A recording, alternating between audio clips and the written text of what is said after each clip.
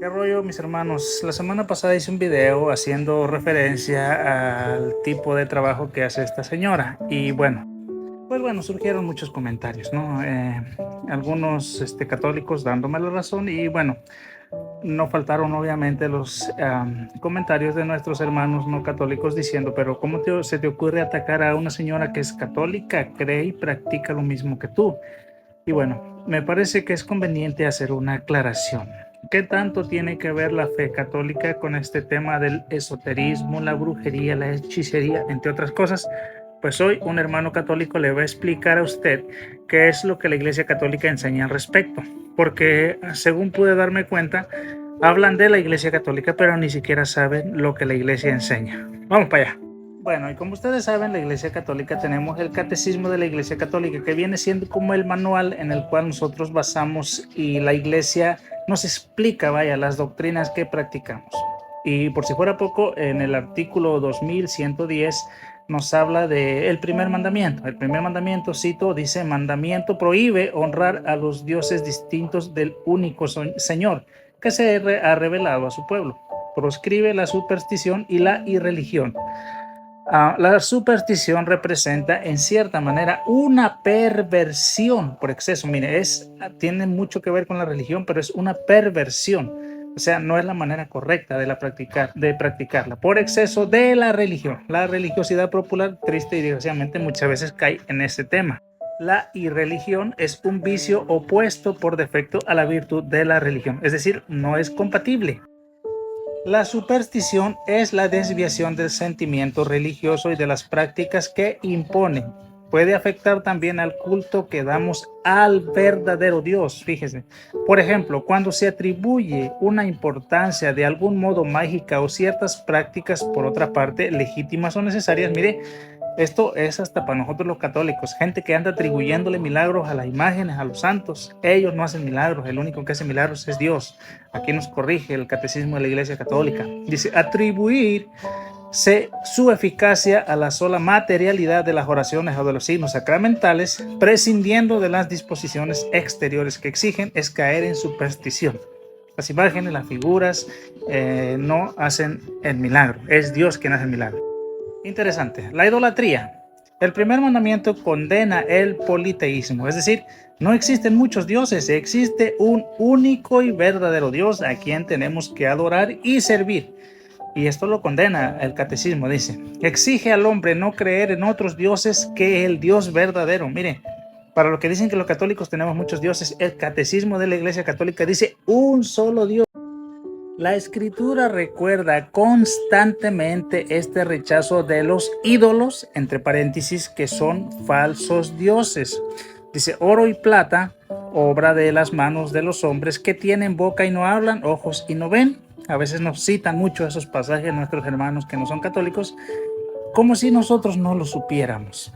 Dice: estos ídolos vanos hacen vano a lo que les da culto, como ellos serán los que hacen cuantos en ello ponen su confianza. Pues sí, los ídolos, como dice por ahí un buen amigo, no tienen poder, y es en efecto que los ídolos no tienen poder. El único que tiene poder es Dios. Y bueno, hay que hacer un paréntesis: el demonio, dice Tesalonicenses, segunda Tesalonicenses 2:9, con el poder engaña a todos aquellos haciendo grandes obras y prodigios. También el demonio tiene poder, pero Dios tiene todo el poder.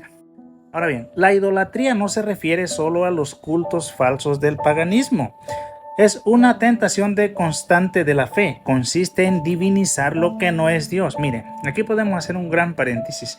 Dicen nuestros hermanos: si los católicos tiraran esas imágenes que tienen, saldrían de la idolatría. Mentira, hermano. Cuando hay idolatría, incluso si hubiera idolatría, y tal vez me atrevo a decirlo con vergüenza, hay idolatría dentro de la Iglesia Católica, gente que no conoce su fe y que pone su confianza en objetos, en imágenes, en figuras, el proselitismo religioso. Aún, aunque ellos desecharan todo eso, la idolatría no saldría de su corazón. El ejemplo más grande nos lo da el pueblo de Israel, que salieron de Egipto y se estaban lamentando en medio del desierto: ay, si estuviéramos en Egipto, ay, si hubiera con qué comer lo que comíamos en Egipto. Si se dan cuenta, el apego de ellos, la confianza de ellos, la esperanza de ellos estaba en Egipto, ¿no? Y después, bueno, se hicieron un becerro de oro al cual le llamaron, este es nuestro Dios, estos son nuestros dioses. Eso es verdadera idolatría. Si los católicos, digamos, tuviéramos falsos dioses, aunque los tiráramos, aunque nos desecháramos de ellos, aunque nos deshiciéramos de nuestras imágenes y figuras, donde hay realmente idolatría, no necesitaríamos tener imágenes. Mire, la idolatría y el culto al cuerpo, la idolatría y el culto al dinero, a lo material, a la otra persona. Y si tú me dejas, yo me muero. Eso sí es idolatría. De eso casi nadie habla.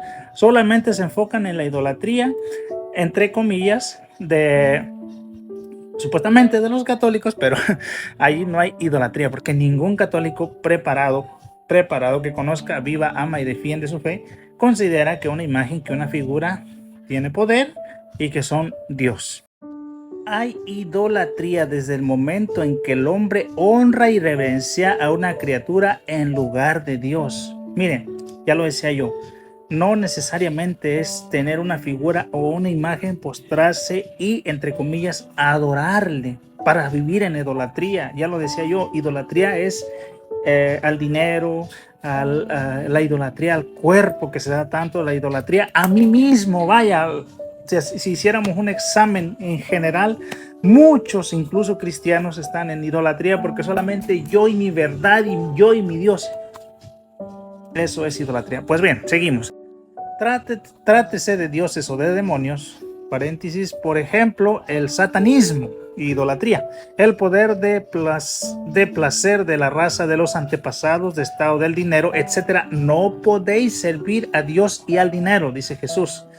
Numerosos mártires han muerto por no adorar a la bestia. Mire, en las primeras comunidades cristianas, a los mártires de la Iglesia Católica se les ofrecía perdonarles su vida a cambio de ofrecer incienso y adorar pues en este caso al emperador al cual consideraban Dios, o adorar a los dioses paganos, en este caso de Roma, y ellos preferían ofrecer su vida antes de que adorar a otro Dios, ¿no?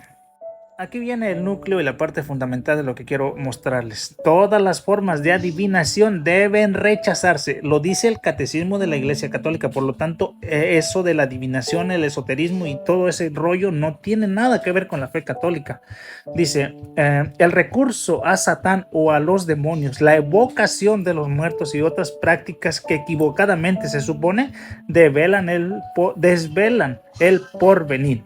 La consulta a los horóscopos, la astrología, la quiromancia, la interpretación de presagios y de suertes, los fenómenos de visión, el recurso a mediums encierra una voluntad de poder sobre el tiempo, la historia y finalmente los hombres, a la vez que un deseo de granjearse la protección de poderes ocultos. Aquí tengo que decir una cosa que les va a doler a muchos de los que no son católicos, que dicen, yo profetizo en el nombre de no sé quién que te va a pasar esto. Eso a veces es hasta brujería, porque están asumiendo cosas que realmente ni siquiera vienen inspiradas por Dios.